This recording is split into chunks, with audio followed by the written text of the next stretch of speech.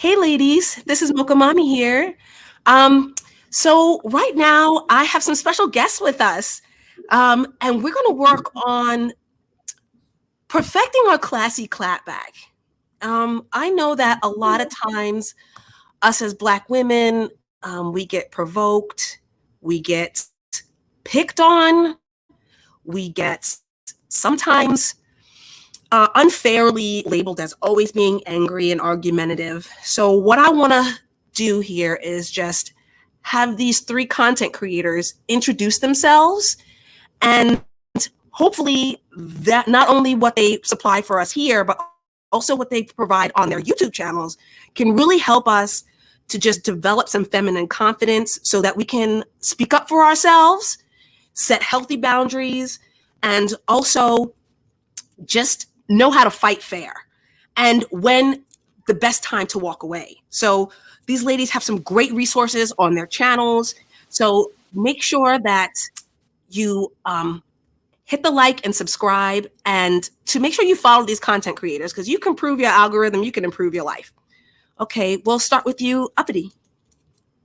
Awesome. Okay, thank you, Mocha Mommy. I'm so happy to be here with you in Lipstick and Books, as well as Framing Femininity when she returns. My name is Uppity. It's short for Uppity Unicorn. And I guess the way that I would describe my channel, honestly, is I grew up reading these books called Chicken Soup for the Teenage Soul. And I would say that my channel, if it's not, it's supposed to be Chicken Soup for the African American woman's soul. So many times as American women, we are, and there's a little bit of feedback. You may want to mute you in the back. So many times we as African American women, we go through things where there's a lot of gaslighting, not just in interpersonal relationships, but from the society at large. And it's always nice to have a place to go to where it's like, girl, me too, where somebody identifies with you and can actually navigate the issue that you're facing that people are telling you you're not facing, right? So I try to make space for not only that when it comes to African American women in general, but for the African American woman who was a unicorn in specific. And of course, unicorn is defined as rare and desirable. I don't mean anything elitist by it, but sometimes when you're a more unique African American woman, there's a lot of communal ostracization that you can go through for being unique. So I try to make myself a safe place for that, as well as not just a safe place, but kind of like a launching board. Like, hey, meet this person, go here, try this, things that can really enhance our lives as Black women at large and Black female unicorns in specific. So nice to meet you. Okay, Lipstick and Books. Hi, I'm so glad to be here with you ladies. My channel is about book reviews. I do book reviews for women on personal development and professional development. And I just came to YouTube and just started reading books because I had some issues with my speech, and reading aloud has been helping me with that. So I just thought that, hey, I could just start a YouTube channel and probably help out some ladies with some of the books that I've been reading. So that's what my channel is about. And I really, really love your content. And I'm just, again, thankful that you invited me to be a part of this chat. Oh, thank you. I'm a big fan of yours. I was always saying, like, this is the best level up channel because it's going to show you how to level up your mind, not just on the outside. So I'm so glad. And then Framing Femininity, also I'm a big fan of your content. Can you introduce yourself? Yes, hello. Does this sound better now? Oh, you sound great. Okay, great. I guess I just had to get closer to my mic. So I'm Framing Femininity, and I started my YouTube channel, how long has it been? It's been like half a year now. And initially, to be honest, initially a big motivation for me was following Black female YouTubers, and especially in the femininity circuit. I didn't grow up really knowing anything about true femininity. Basically the stuff I learned was, oh, it's just lipstick and, you sit with your legs crossed and you wear skirts and heels and, quote, act like a lady. but nobody really said anything about, how women relate to masculinity and the balance between that. So me listening to that and then me finding out this information and relating it to like, oh wow, that's why this has gone wrong, this has gone wrong, et cetera, et cetera. And I'm like, okay, well, if I'm one woman who can pick up on this, there's got to be other women who also need this information. But then going further from that, I also just took like a more spiritual journey and a spiritual awakening. And then I began to look at the media differently. And I began to even analyze and relate it to my own life and see how, because I didn't have like a stable family life, how the media had influenced my own mind. And, again, it was like, okay, well, if I'm going through this, I know I'm not the only woman out there.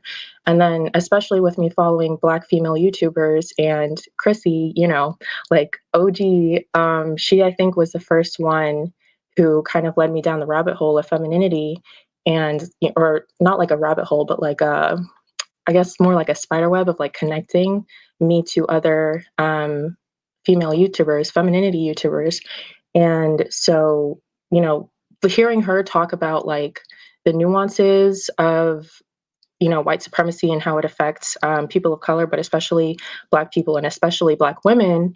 And then I will never forget how I was watching this Netflix series. It's like Kipo in the Big Wide World. And there's this young Black character in there. Her name's Wolf. So automatically her being Wolf, it was like, okay, me picking up on that. But then they had an episode of going into her backstory. And it was like one of the most traumatic things I've ever seen. And it was like, I was watching it and I just suddenly started to like, get it and really understanding like what a precarious position Black women and especially Black girls are in. And so, me just noticing all that, I was like, okay, I have to say something. Like, I'm obviously finding out this information for a reason. And so, I wanted to do something about it. And then just kind of like, it's basically about balance, because it's like, okay, the media, it's quote unquote not real life, but art imitates life and life imitates art. So it's important to just be mindful of, you know, just be aware of things so that you aren't just internalizing it and letting that go into your subconscious and sort of hypnotize you. Yeah, you make a lot of good points about the media because even, I didn't have like the quote unquote stereotypical upbringing that some African American women have, even though I'm from, like Queens, Long Island, New York. I had two clearly very middle class, like parents. Like I had very much like the Cosby Show kind of existence. But like you said, like the media kind of always was pushing for me to walk and talk a certain way. Even though that's not what I was raised to be. So I'm really, really grateful you brought that up about the media and how it really does try to box us in. And so I'm going to ask you ladies a few questions. And then we'll take some questions from the chat if you ladies have questions. So Uppity, can you tell us a little bit about like what helped you on your feminine journey growing up?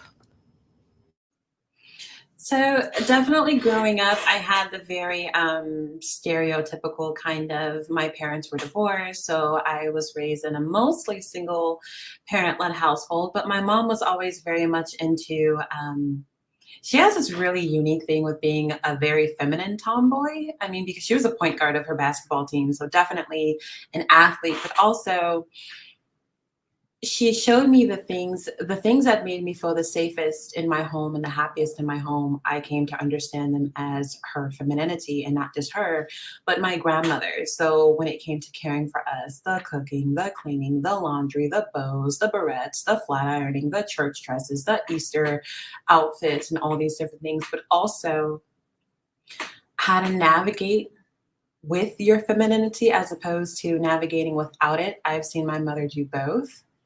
And I guess just the results that she got were so stark in contrast that I was just like, oh, okay, so I see how you can, get more flies with honey than vinegar, for example. Moving on from that, I definitely have to give credit to people like Crystal and Karazin, to a controversial figure, a Shira Star Goddess. These are people who taught me how to be unapologetically feminine. Like, you know, when you go into professional settings, they reward masculinity. They reward almost sociopathy, where it's just like, you kind of got to be masculine. Even professional clothing, you know, it looks a little bit masculine. You walk and you talk a little bit masculine, and that's where you get, that's how you're taught to get your respect. And these women, so I guess what I'm trying to say is, our society grooms us to be like I think this is why the blue-haired, you know, feminist is so obsessed with competing with men, because we are taught, you know, the peak of humanity is, you know, a white male. And these women helped me get in touch with something where it was just like, you don't have to apologize for being soft. Like, I used to apologize for being sensitive or being girly or having a weakness, especially as a Black woman. Like, you don't get to be weak. You have to be this strong Black woman. You're not allowed to have a capacity. I think Simone Biles really embodies this right now, where people are calling her selfish for saying, you know, my head's not in this. I need to take care of my mental health. And in spite of the fact that she could literally kill herself out there, she's expected to be tough. And she gets called selfish and all these different things as a result, when we could see her tumbling through the air, getting lost in the air, looking scared on the vaults, whatever it is. But it's like, that is the thing that we all go through when we're pushed towards this masculinity thing. And I fed into it for a while. And when I stopped feeding into it, I started getting the results in my life that I want. Like, for example, I used to be a total handmaiden, a total pick-me, a total, you know, I've lost thousands of dollars on relationships. It's very embarrassing to admit. But after employing the lessons that I learned from people like, you know, Shira 71 and Crystal and Karazin, I'm very much a stay-at-home girlfriend. I'm very much in a place where I attract men who want to take care of women. My dusty magnet has been removed, and I owe a lot of that to these women and their content. And I'm much more, it's not like life doesn't have its challenges, but they suit me better now because they're according to resting in my femininity. And I owe a lot of the renewing of my mind to those women and the breaking of old habits to those women. So there's that.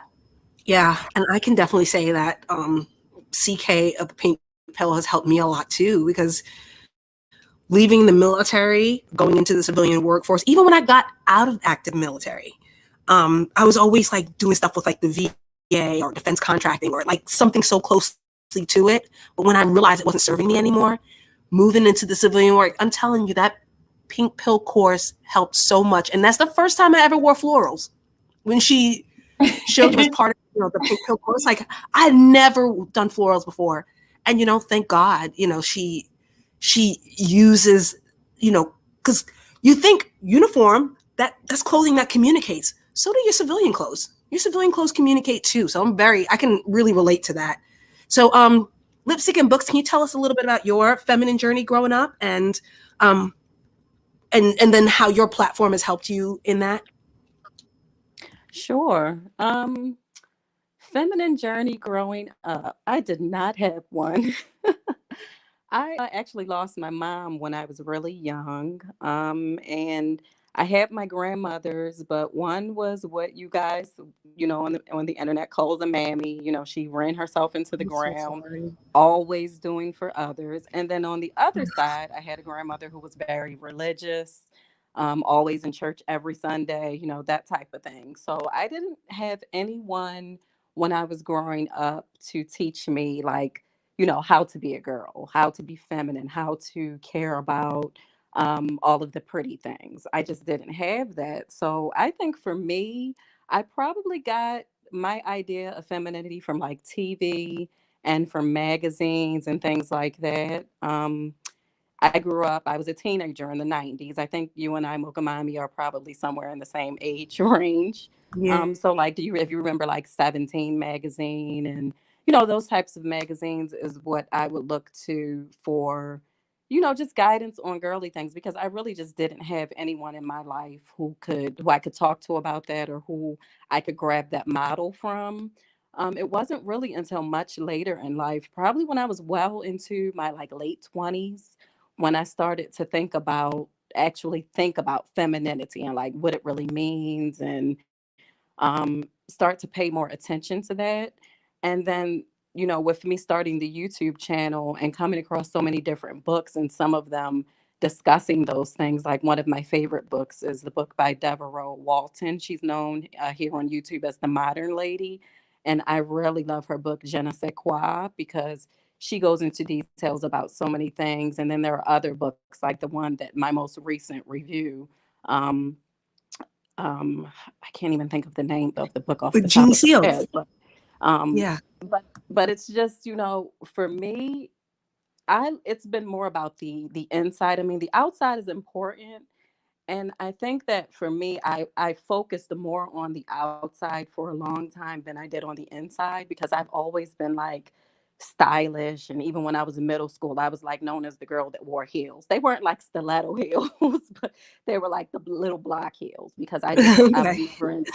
I was like never into sneakers and stuff like that. So even if I run into somebody today who knew me back then, they're like, I remember you used to wear like heels, that we joke about it and we laugh about it. So for me, on the outside, I always looked, I guess what you would say, feminine, because I was always into the hair and stuff like that. But on the inside, I think I was very masculine. I was very controlling, because of I think what I had gone through as a young girl, and losing my mother, and not having that secure family and that security. So that's why, I really encourage women to focus on the inside. The outside is definitely important, because that's what people see first. So I do believe that we should be put ourselves together to the best of our ability, whatever that is. But definitely, you want to think about your mindset, because everything starts on the inside. And I just think that, with that being said, mental health is so it's such a big deal. And I think amongst the African American women, or Black women in America, I think that that's lacking. And it's an area that I think we need to give more attention to, because we can fix ourselves up on the outside, sure, but if we don't take the time to do the work and really get our minds in the right place,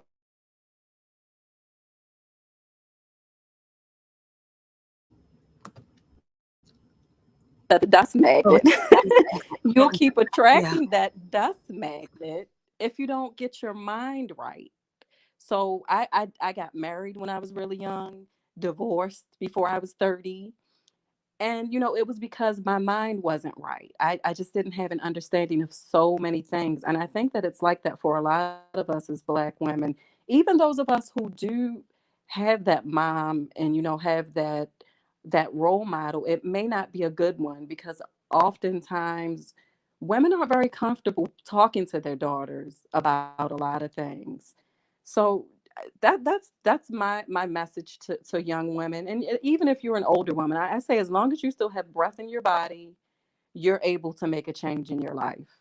So just focusing on the mind. Yes, look good, because I believe when you look good, you feel good. But definitely focus on your mindset and getting your mind in a good place, so that you can attract good things to you. Yeah, that's so, so true. Getting your mind in the right place. Now, frame femininity, I have a question for you.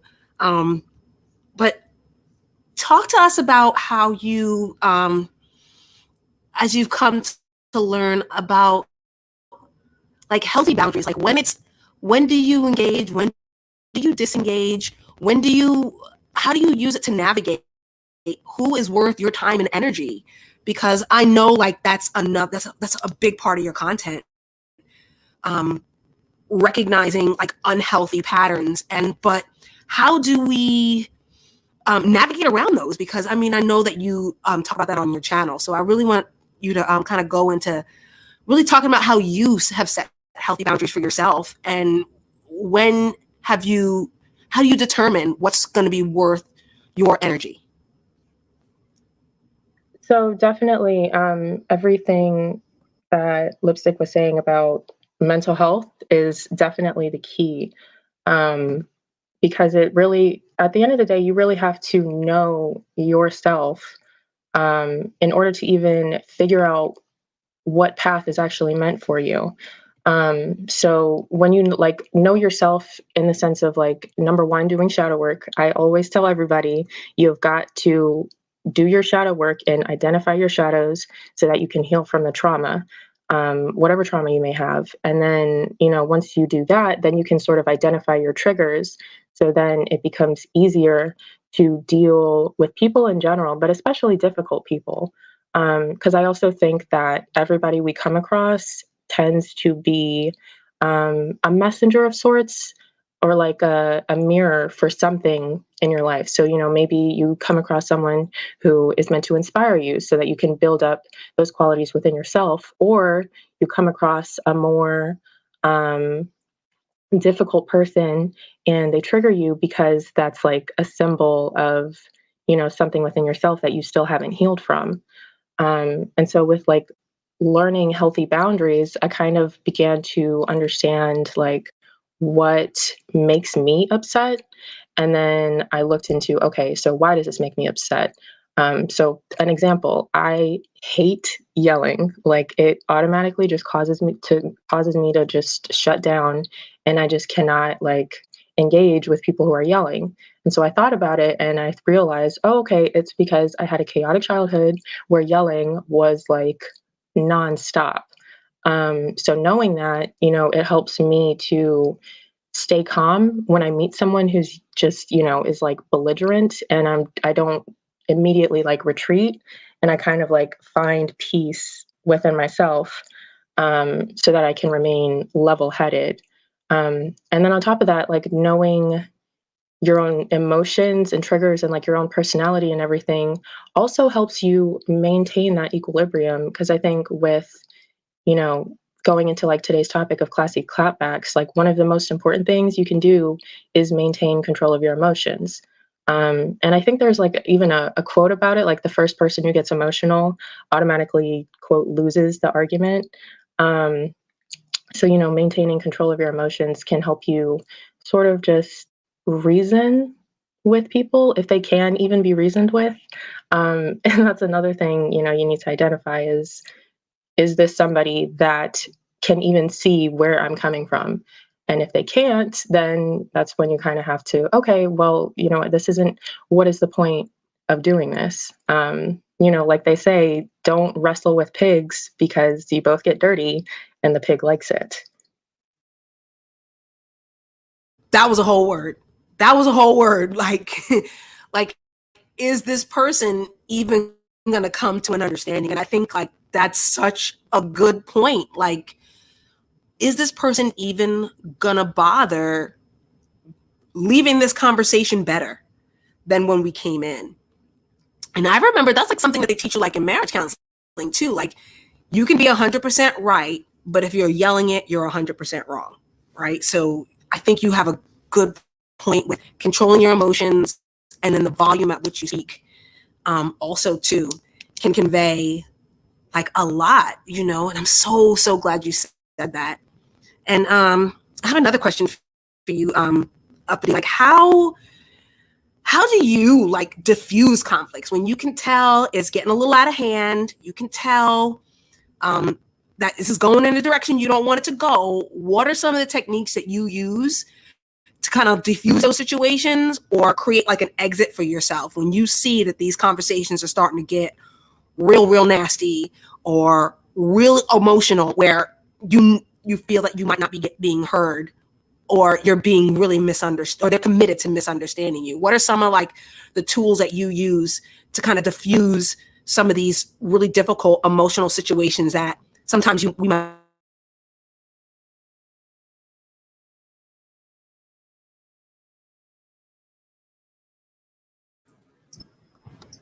Is it just me or was there a cutoff towards the end? Oh, I'm sorry. Can you hear me now?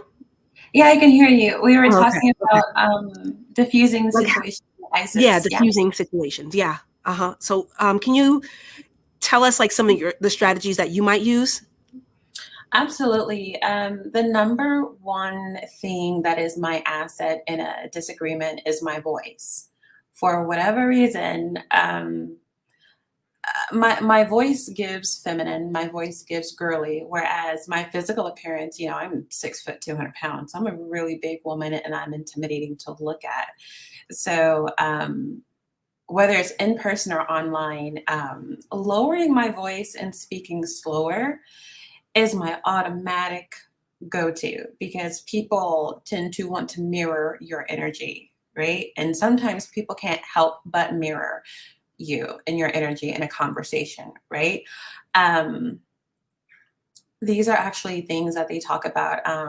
Even being a barista, being a server from Starbucks to Hooters to wherever I've been, when we practice de-escalation, part of that is, which is why I believe a lot of these police officers out here, when I look at these videos, I'm like, whoa, where was the de-escalation at? Because like, you should be slowing down in your speech and checking your volume and also even your tone, because a condescending tone like can still be inflammatory.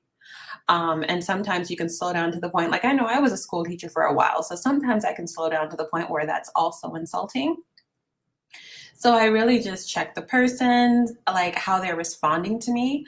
But if slowing down and using the proper language, not swearing at someone, whatever, if that doesn't work, I will definitely create like, an escape, because what I don't want to do is lose control of myself. Part of what taught me how to have a classy clapback is because I've done all the non-classy clapbacking, right? I've had enough time on YouTube and in life to clap back in all of the wrong ways and to see the results that come from that. I love what the sister said, framing femininity, where it's like, is the person really going to walk away from this better? Do they really want to understand? Like, is that really the intention here, or do they just want to be right? What was it about this, pig rolling around in dirt? Like, you guys are both rolling around, except that one likes it and you just got up dirty and dusty. So if it's not worth it to me, I'll just kind of work my way out of the situation. Even if it's leaving somebody in mid-sentence, sometimes the best clapback is not a clapback at all. It's just silence. Like when you're going at it with somebody, like, oh my goodness, when you're going at it with someone, sometimes people can't tell who's right, who's wrong, who's good, who's bad. You just kind of look like co-equals. And it can be a shame on you to engage with the person that you're engaging in because of who and what they are.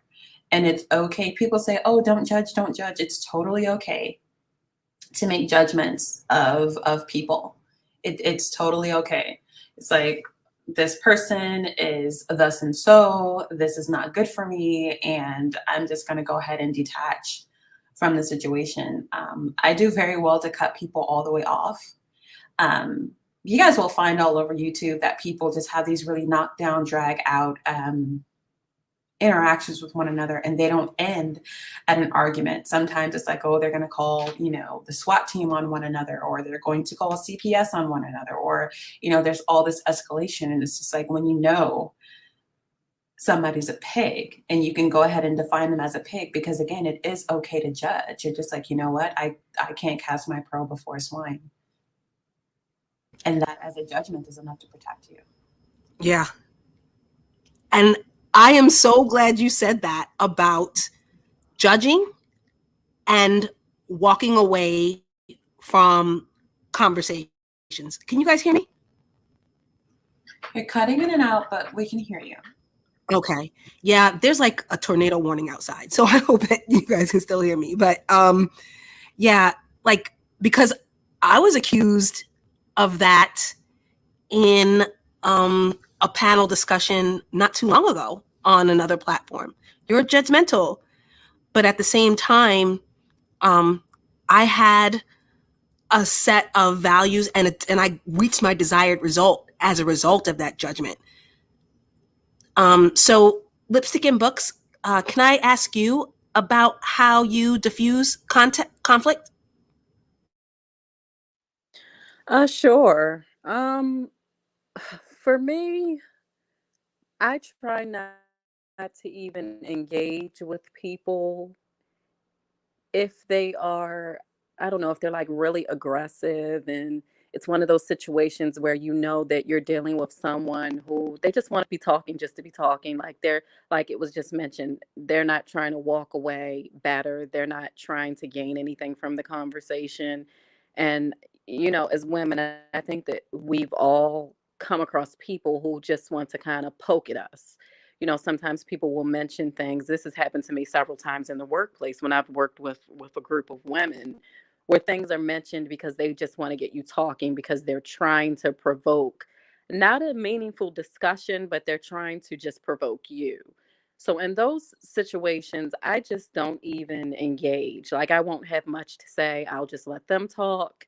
And maybe I'll say something like, oh, I didn't think about it that way. If they're starting to get really um, just really aggressive, and you can just see it going down the wrong road. It's going to turn into an argument or something like that. Um, if it's someone who, say, a friend, and maybe we're discussing something and it's starting to turn into a conflict because we don't necessarily agree on that point, I'll just be quiet sometimes and just kind of let them talk, because I think what happens with a lot of people is that they just want to be heard, and it helps sometimes sometimes it helps a little if you just listen and allow them to talk. So for me, just not saying anything and allowing the other person, giving them the grace to speak what's on their mind, helps. And sometimes, depending on the situation, I'm just going to speak my mind, and just let the cards fall where they may. It just depends on the topic too. um but it's just one of those things where, conflict resolution, having that skill is just, it's so important in every relationship. And I think a lot of people take that for granted, and knowing how to actually diffuse conflict. But for me, yeah, I definitely I just won't say anything most of the time. Yeah. I just Yeah, that Yeah. works for me, because I just have to say that I'm a very straightforward person. And I think that a lot of times in the past, I've learned that people can take a lot of what I say the wrong way because I'm very straightforward. I'm Mhm. introverted too. So, often introverts are straightforward and we don't always know how we're coming off. So as I'm getting older, I'm learning how to um try to say things a little bit softer when I can, because just with that, like you all are talking about judging, sometimes people don't realize that they're being judgmental of you. Like you just mentioned, Mocha Mommy, that you were in a situation as you were a part of a panel and you were accused of being judgmental. But sometimes people need to be respectful of the other person's opinion as well. And so it's like, how do you um diffuse conflict if both of you are feeling like you're not being heard? You know what I mean? Yeah, It's exactly. just like so many. I've had so much conflict over the last couple of years. That's why I can't really give you just a straight, clean answer on that. Right. But I just think that the best thing to do, my advice to anyone would be, if you see things going in a bad way, just don't just stop and just don't say anything else, and let the person just realize that they're kind of talking to themselves, excuse me, and then usually that'll kind of diffuse things a bit. Yeah. And I think one of the things that's helped me with diffusing conflict is realizing that you don't have to quote unquote win the argument, right? Right. Like I'm gonna go back and I'm gonna research this and I'm gonna come back Mm-hmm. and like there really is no wins and losses if you both are Mm-hmm. end up overly emotional, fighting, yelling. Yeah. And there's that Mark Twain quote, like, if a wise man and a fool end up in an argument, no one can tell the difference, right? Because you just are Right. engaging in this foolishness. And it's like, Right. I just had to realize that sometimes like walking away is winning, even if you don't get a chance to make all of your points and your points are on point. Like walking away sometimes is winning. That's right. Yeah. So sometimes people are just dead set on not hearing anything you have to say too. So in those situations, like you said, walking away is winning for sure. And framing femininity, who are some of the people who you would like to model yourself, or that you model yourself after when it comes to their communication and their like clapback? Like, who are some of your like feminine inspiration for when it comes to classy clapback? Well, I have to admit, I am not necessarily the most quick-witted person. So like when it comes to, instant on the spot clapback, I'm not always in that I don't have that ability. I'm more of like the okay, I'm just gonna walk away type of, sector. But I have recently started paying attention to Omarosa, and really because I'm like, this is a part of like deprogramming, and I kind of thought about it one day, like, okay, she's disliked, but why? What has she done to get this title of being a villain? And I watched, I think I saw your video, Mocha Mommy, actually, that you did with talking about this subject, and then you posted some links.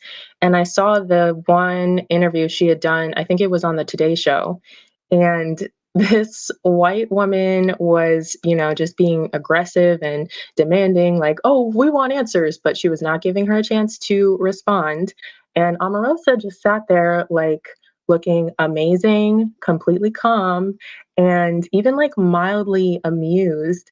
And I was like totally in awe. And I thought it was even funny how even the white guy, after the fact, was watching it even in awe.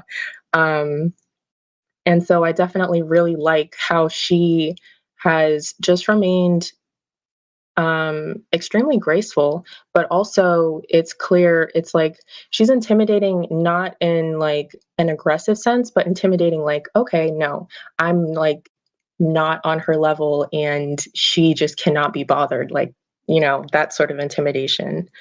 And then another one, I had to do a bit of research because this isn't something that I've like really thought about.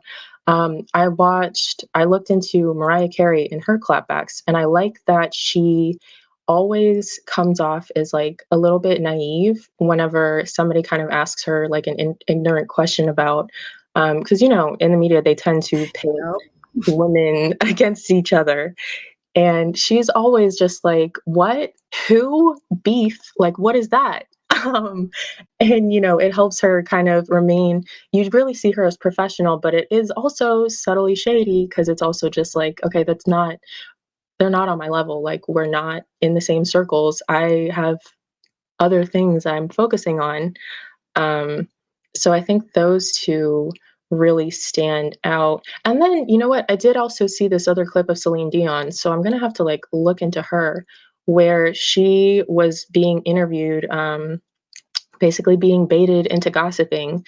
And the guy didn't even get his question out. She just very calmly and gracefully, like she grabbed his hand, was just like, sweetheart, we are at a movie premiere. I did not come here to talk about gossip. And I think he was asking about like the Grammys or something. And she said, so just like gracefully, I think you need to pay attention to where you are because we didn't come here to talk about that. I want to talk about the movie and beauty, et cetera, et cetera. And that just showed like a level of class on her part. Yeah, I think that's like the main ones that I can think of right now. Yeah, I'm so glad you brought that up because I think that the first season of The Apprentice, we did not appreciate Omarosa. Like, she definitely, I mean, she was gorgeous. She was poised. She was, and I know that there was this whole thing with her, and I think his name was Cody or Corey, when they thought that she should have like helped him with something, but then you never really saw him helping her. It took a long time for me to like go and look back at those clips to realize like she was definitely in the right for being a self-preservationist. And had she not been a self-preservationist, I mean, she's a hero today. Like she was a villain then, but she's a hero today. And Mariah Carey, you were so right about that. I mean, I know one thing that I just always encourage my viewers to watch is Naomi Campbell's YouTube channel, because that's a woman who has been through a lot and has not always handled conflict well.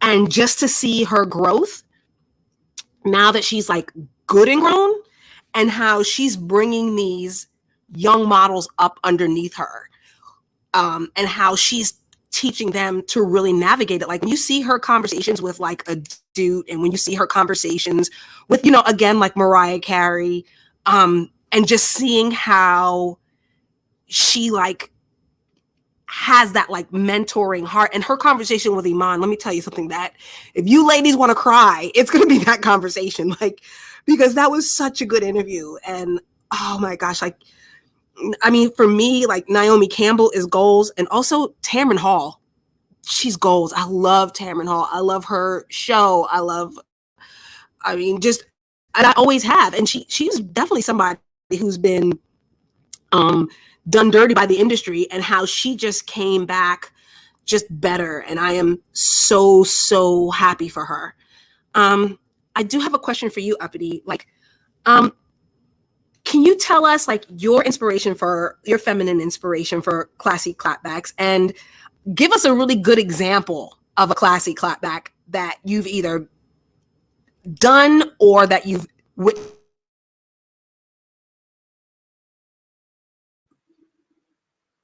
Hello? An example of a classic clapback, and what else? Was there something else? And then one that you've either executed yourself or one that you've witnessed. So I really have to say that you guys brought up some really, really great examples with Omarosa and Mariah Carey.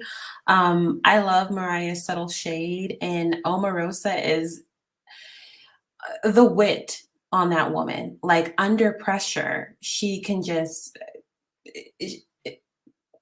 you cannot move Omarosa from her square. There's this thing where people say, stay on your square, and you cannot move that woman, male or female.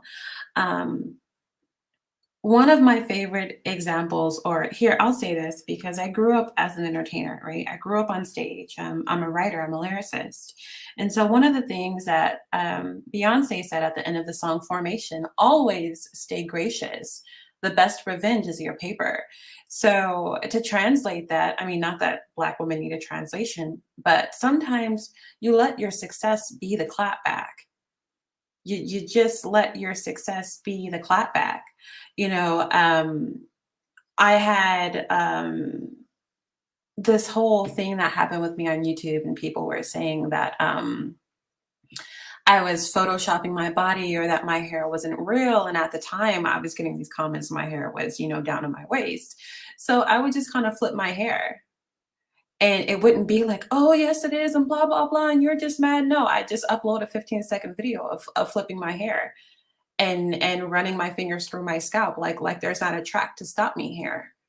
And I know you want to believe that Black women can't grow hair, but the reality is that we do if we want it. We do if we love what we have. So I would say, like, it's like, what is it? In the music video Irreplaceable, Beyonce continues to flip her hair at the guy that she's breaking up with. And that hair flip was a very classy middle finger. It's passive aggressive for sure, but it still gets that energy out. For me personally, as a lyricist, if I really, really need to deal with upset feelings, I'll write a song. I probably won't say the person's name, but I'll write a song just to get rid of the energy. But how do I say this? I guess moving on to the other question, one of the people who I think practices the best conflict resolution, clapbacks, all of that, is a woman called Kimmy. Her name is Kimmy, and she's on Love and Marriage Huntsville. I think she's got Omarosa potential. If not, then she's already there. I don't know if you guys have ever heard of Kimmy from Love and Marriage Huntsville. She's one of the couples who are there, and her communication is just bar none. I've not seen it done better, whether it's under pressure or within controversy, whatever. Like, she knows when to hold them or fold them. She knows when to be quiet. She knows when to speak. Her etiquette is on point. And even if you don't like reality TV, I would say watch it just to see Kimmy under fire.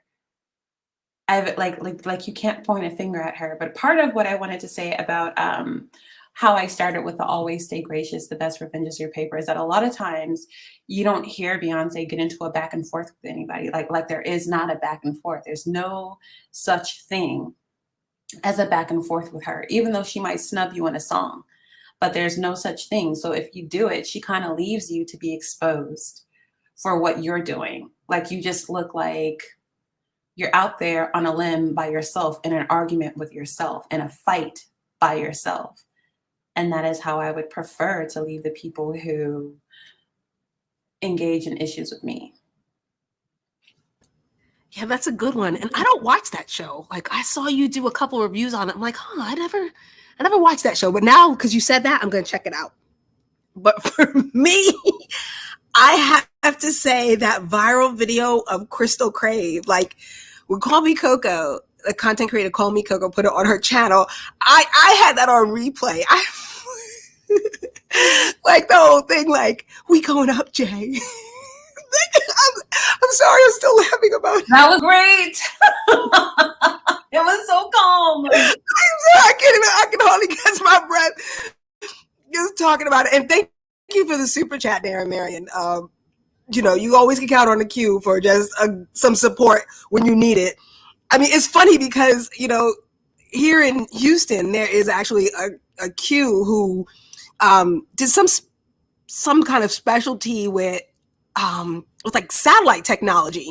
And I was like, I know that there's probably, I'm surprised y'all didn't go and like stomp the daggone launching pad, because that's one group of guys who really do support each other. So thank you very much for supporting Mocha Mommy channel. And you guys, you want to check out Darren Marion's content.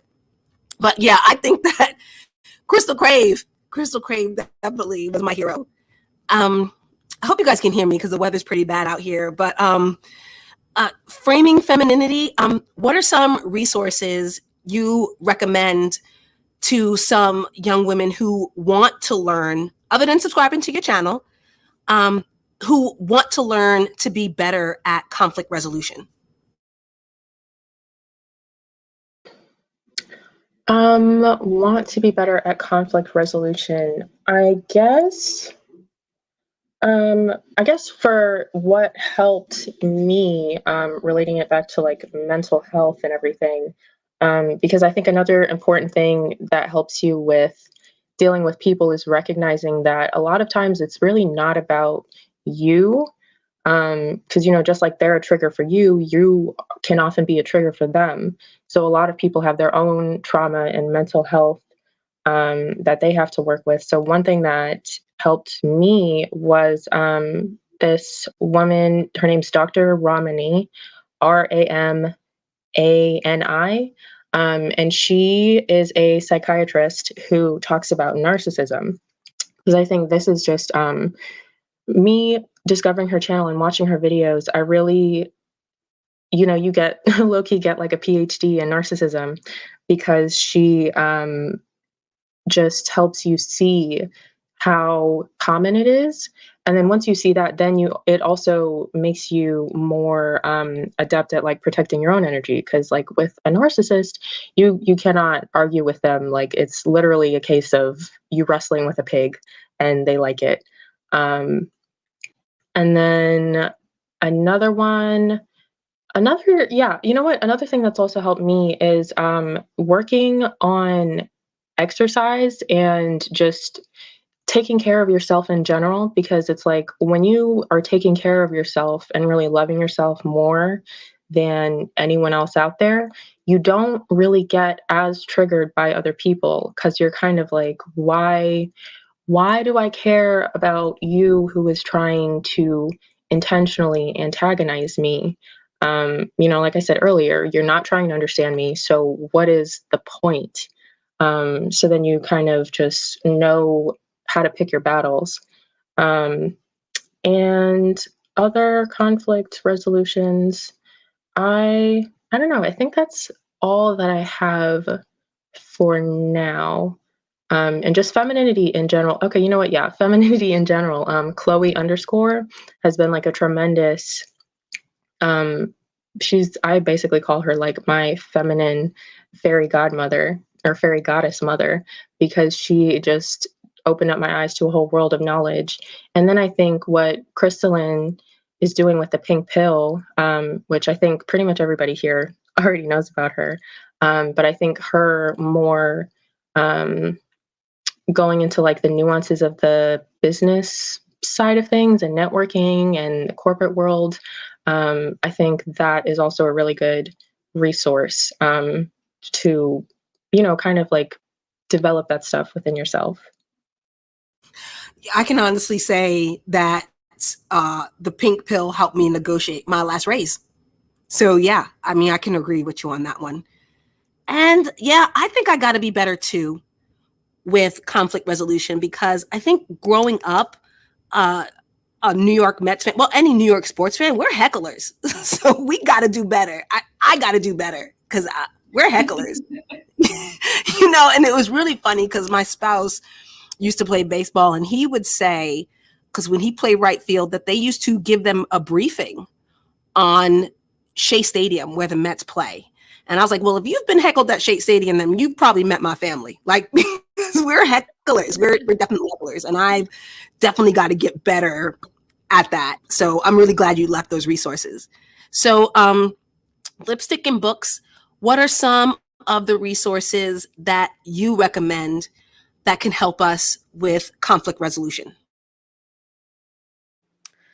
I would say first and foremost, just being honest with ourselves about the way that we're showing up to make sure that we aren't feeding conflict. Because sometimes, it can happen where, as we just discussed a little bit, we may not be showing up in the best way or communicating in the best way. And that can be triggering for people and feeding conflict.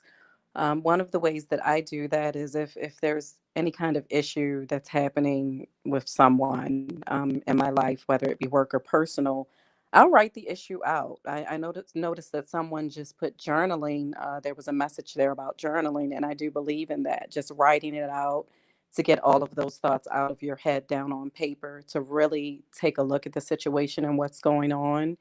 And that's one way that helps me, and I do recommend that. Also, there's a channel here on YouTube. The guy's name is Dan O'Connor. I don't know if his channel is Dan O'Connor. I'm sorry.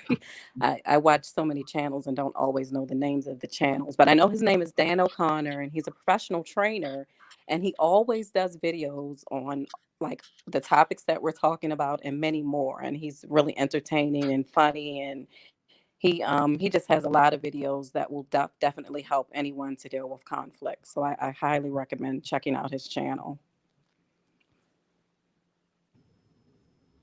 Oh, okay. I'm gonna make sure I check that out. And also, when you ladies, when this goes up, um, make sure you put your channels and platforms and anything that you could recommend to be healthy, simply because I just want some of the Mokamami audience to just kind of clean out some of the outrage algorithm that sometimes I know that they really do feed, definitely Black viewers, because we want to see content creators that look like ourselves.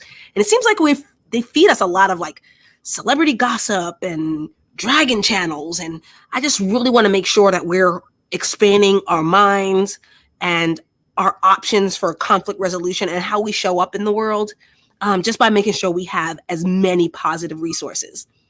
So we're going on about an hour. So I'll just have you ladies talk a little bit about where we can find you on social media and what are your hopes for us as Black women, as far as how um, we handle conflict and things that you would like to see us change or improve on as far as how we navigate a world that's full of conflict. Uppity, I'll have you go first.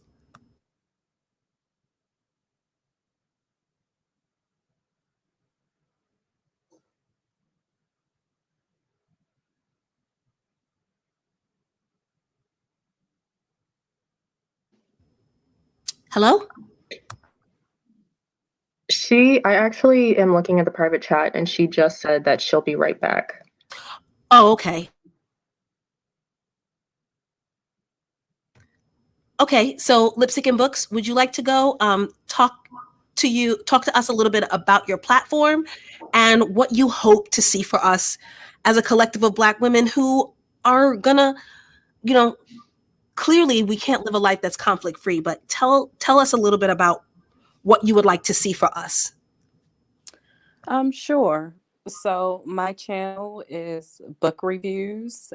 Doing those book reviews, I like to tell stories about things that I've been through related to the book that I'm reviewing to just be a bit entertaining to those who are listening. My hope for us as Black women when it comes to conflict is that I hope that we would be more willing to be open and to discuss the issues that we have with one another. You know, if I have an issue with you, I bring it to you and not take it to someone else. So I know that that's a big issue in our community of not really going to the person that we are having an issue with, and just kind of gossiping. I like to see that come to um, that's to cease because that can be that feeds conflict definitely, and usually it becomes conflict between several people and not just the two people who may, or the one person who has the issue with the other. So what I would like to see is for us to be more open and honest with each other about how we're feeling. And if you are on the receiving end of someone coming to you and saying, hey, this is the issue that I have with you, that you be able to listen and hear your sister out. You know, you don't have to agree with her, but just listen, take it in, roll it around in your head, see if she has any points before you get angry with her. Um, Also, just if this is a friend of yours or someone who cares about you, then you definitely want to listen to what they're saying because they care about you and you know that they care about you. So that is one way that I would definitely like to see improvement. I just know that all throughout my life I've seen that as an issue amongst Black women of not being able to just sit down or pick up the phone and talk to each other, and a lot of relationships have been damaged because of that, just not being able to talk to each other and not receive, some constructive criticism. So that's what I'd like to see more of with us as a collective, because I really believe that that will, bond us, bond the sisterhood. I am so glad you said that because I know I've been making a couple of videos about just fear, motherhood, empty nest syndrome. And I know that sometimes between mothers and daughters, there can be conflict. And I was really hoping to tell my story to bring compassion to the situation, or how sometimes I hear like some millennials and Gen Z content creators say, Gen X is trash. I love Gen X.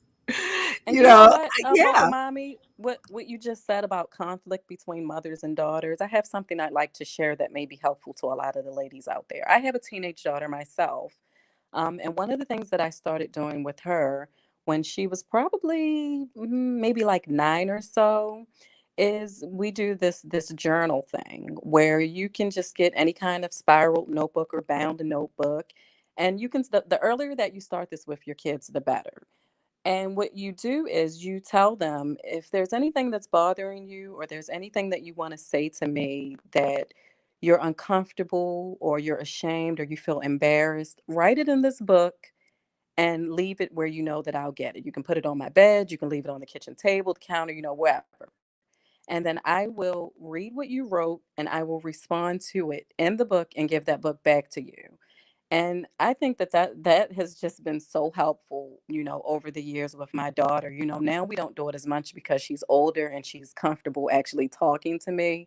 But I think that, that can be really helpful to a lot of the ladies who are parents, because the sooner you open up those lines of communications with your daughter and they feel comfortable talking to you, even if it's through a book, you will learn so much from them, because they don't have that embarrassment or that fear when they have to say it to you to your face. So I just wanted to share that, because that's been something that's really helpful to me as a mother. That's great advice. Okay. And framing femininity, what are some of the things that you hope for the collective of Black women who will inevitably face conflict in this world? What are some of your hopes for us?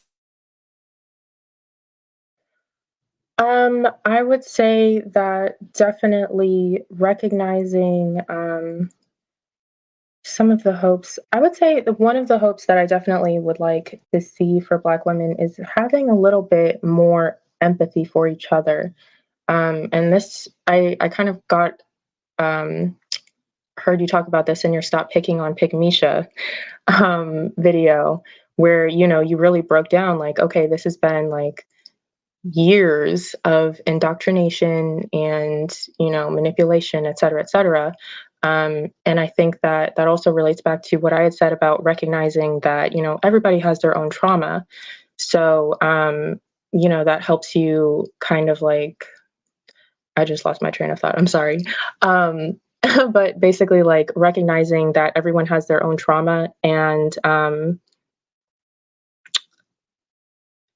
hold on, I am like having a brain fart. Can you like say your question again and then I'll start over? Your hopes for us as a collective of Black women, and how we deal with conflict. What are your hopes for us in dealing with conflict that's going to be inevitable? What's your hope for? Right. So, yeah. So, and then another thing is like relating it to recognizing everybody has their own stuff they're dealing with, is also like accepting that it's kind of just a part of life. And sometimes you just have to let things be. And I think it part of like, I don't know what I want to say. I guess like it's kind of recognizing, going back into femininity and understanding that, not saying something or just not having to quote unquote clap back, it's not a sign of weakness. Like sometimes you just have to accept things as they are. And it's okay to not, check somebody. I think someone else had mentioned that, how there's like no real winners in the end. And then on top of that, like really just understanding that, the world is your oyster, and there's always going to be just bad stuff, but life has duality. And so that doesn't mean that life is completely bad. Like it's about what you really focus on and what you surround yourself with. At the end of the day, like you're the master of your own destiny. So once you recognize something, kind of just study it and pay attention to it, and then learn how to navigate through it and away from it.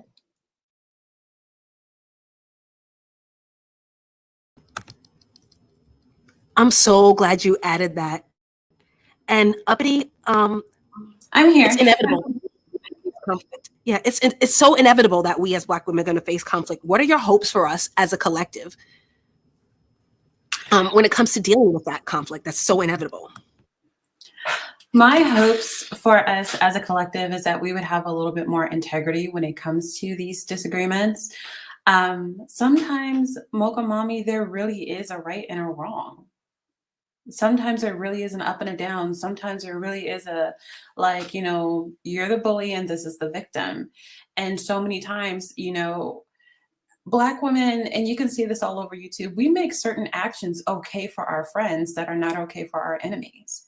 We give passes to people who we like. Like there are things that we might think are atrocious actions, but if our favorite Black female YouTuber does it, it's okay.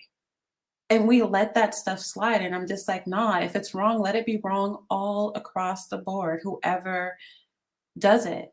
But we give these privileges to people and wonder why, like, there's no canceling so and so. There's no canceling, whatever, because we play favorites a lot. We play popularity contests a lot. And as a group of women who are constantly discriminated against and constantly like railroaded, microaggressions, all kind of stuff, you think we would have what the sister said, like a little bit more empathy for one another. But I'm just like, empathy aside, right? Because clearly some of us are just lacking in it. Morality, justice, I mean, the scales of justice, right? She's blindfolded for a reason. She is blindfolded for a reason. Because if she were able to see who is putting what on each scale, she might imbalance that scale for the sake of her homie. And I'm just like, nah, like it was wrong when so-and-so did it that you didn't like. So why is it right when your favorite does it? Me personally, Mocha Mommy, one of the best things because I have a fiery nature. I talked about being an Aries. I talked about being a fire sign. I have a warrior thing about me by nature, even in the way that my body is built. There's nothing I can really do about like I can't take water and put that fire out. But what I can do is take preemptive strikes. And what I mean by preemptive strikes is not on a person, but like observing people and seeing how they do other people. And to tell myself, at least in this regard, honey, you are no unicorn. If they did that person like that, why wouldn't they do you? It doesn't matter. Like take note of the character, the way Maya Angelou said, when a person shows you who they are, believe them the first time. Everybody cuts that quote off at, oh, when a person shows you who they are, believe them. Finish her words. She said, believe them the first time. Meaning you don't have to, there doesn't have to be a second, a third, or a fourth. I peep game the first time around and I'm good. And so it comes to this thing about being uppity or being elitist or being, this separatist. And I'm just like, some of us, that's the only hope we have. Because if it does come to something face to face or whatever, because you guys, I just ran into something today that I was ready to wring a neck for. I just ran into a chat today where it was just like, oh, she did this and this. And I'm just like, on my son's grave, I did not. But I can count on certain people in certain areas to lie on me. And there's nothing I can do about it. So it's just like, all right, well then Chocolate, my legal name, I'm talking to myself, Chocolate. It's like, all right, well then cleanse your algorithm. Get these people off your YouTube list. These videos should not be suggested to you. When somebody calls you or texts you and says, hey, come watch this, just be like, no, it's not good for me. I'm not going to respond to this the way that you would. I'm not going to be entertained by this the way that you would. And dare I drop some unicorns in that chat, it's going to be 4 or 5 different women who are going to, come at me some kind of way that I don't deserve. And it gets to a point where like, Mocha Mommy, I used to do a lot of panels, but part of the reason I don't anymore is because there's always an ambush somewhere, some way, somehow. And as much as I would like to contribute to certain dialectics, I'm just like, is this going to be good for my mental and emotional health? Because once you say it to me, I don't have a barrier for how it reacts within me. Because again, I'm an empath. I don't have a barrier from anything. Exactly how you say what you meant to say to me is how I'm going to receive it. Whereas my mother has some of the thickest skin in the world and you can't ruffle her feathers. Me, like, I don't have feathers. I don't have feathers to even ruffle. You just say it and it goes, the word will go to work in me. So the way that I deal with that is to I try to model the behavior I need for people to model towards me. Like if I'm having a problem with a person or the way that I'm engaging them, I'm like, the way that I'm engaging you is the way that I would like for you to engage me. And to be the example or to set the bar where I need it to be. And I'm totally content with being like, you know what, this is crackhead energy, this is meth head energy, and I don't have that. So let me get out of here. Let me excuse myself. If it's wrong for me to think I'm better than somebody or above the nonsense, then so be it. But I'm safe here. Yeah, I'm so glad you said that. And yeah, and I think that sometimes too, like especially if you're like a person of faith, they automatically assume you're supposed to be a doormat. And sometimes they just assume that, like you're supposed to be some kind of doormat. And it's like, no, standing up for yourself and resolving conflict doesn't mean just because you're a person of faith, you know, even Jesus wasn't a doormat. You know what I mean? He had boundaries. You know, he had no problem turning over tables or saying, I'm not going to do miracles here because of your lack of faith. Like he had no problem doing that. And that boundaries are okay. You know, it is okay to walk away. And that's just my hope for you ladies going forward. Like, it is not about always checking someone. It's not always about quote unquote keeping it real, but it's all about keeping your peace. So thank you ladies so much for joining me, and those of you in the chat. I just look forward to you ladies posting your own channels and then the content that you would recommend for some of the viewers to help clean their algorithms out, so that they can too just start to just get rid of the outrage politics and the outrage algorithm and just embrace their own improvement. So thank you ladies so much. And this is Mocha Mommy. I'll see you in the next one. Thank you so much for Alrighty. having me. This was Thank a lot you. of fun.